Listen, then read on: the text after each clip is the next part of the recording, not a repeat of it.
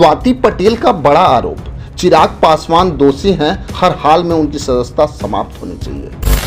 सबसे बड़ा सवाल कि क्या चिराग पासवान की मदद में आएंगे प्रधानमंत्री मोदी या पटना हाईकोर्ट में चलेगा उन पे केस। आखिर इतने दिनों से कहां थी स्वाति पटेल। चिराग पासवान के खिलाफ कोई बना रहा है बड़ा प्लान। समस्तीपुर की जनता को यह बात जानना चाहिए कि उनके उम्मीदवार ने जो जानकारी दी क्या वो सही है। चिराग पासवान ने अपने घोषणा पत्र में झूठ बोला। उन्होंने कहा मेरे खिलाफ कोई मामला लंबित नहीं है, शून्य, जबकि उनके खिलाफ 3 मामला लंबित है।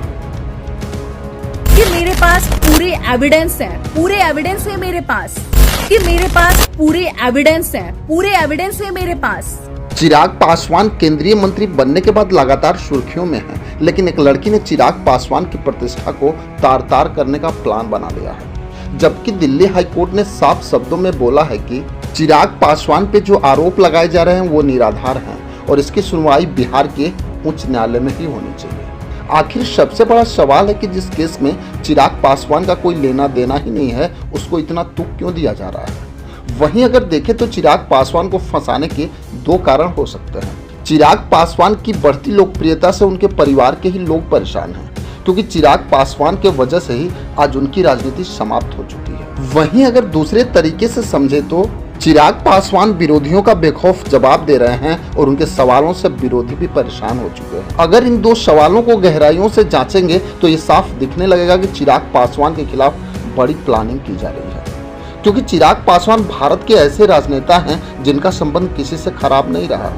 यहाँ तक कि लोकसभा चुनाव में तेजस्वी यादव के मंच से उनके मां को अपशब्द भी बोला गया, लेकिन चिराग पासवान आज तक तेजस्वी यादव को अपना छोटा भाई ही कहते रहे।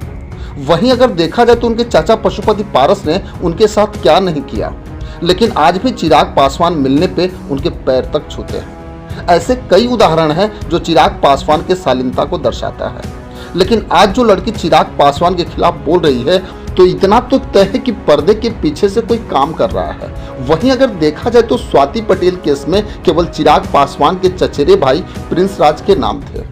उस केस में कभी चिराग पासवान की चर्चा भी नहीं हुई, लेकिन आज 3 साल बाद स्वाति पटेल का ये बयान कुछ और इशारा कर रहा है। वैसे अगर देखें तो ये मामला 2021 का है और स्वाति पटेल लोक जनशक्ति पार्टी की मेंबर भी रह चुकी है। उन्होंने आरोप लगाया था कि समस्तीपुर के सांसद प्रिंस राज ने उनके साथ यौन शोषण किया, जो मामला अभी भी कोर्ट में लंबित है। लेकिन स्वाति पटेल के पास अगर साक्ष्य है तो फिर वो कोर्ट में पेश क्यों नहीं कर रही है। केवल सोशल मीडिया पे चिराग पासवान के खिलाफ गलत बयानबाजी करके उनकी प्रतिष्ठा को धूमिल करने का प्रयास कर रहे हैं। खैर, आप अपनी राय जरूर दें कि स्वाति पटेल आखिर किससे प्रेरित होकर चिराग पासवान को फंसाने का प्रयास कर रही है। बस आज के लिए इतना ही, फिर मिलेंगे।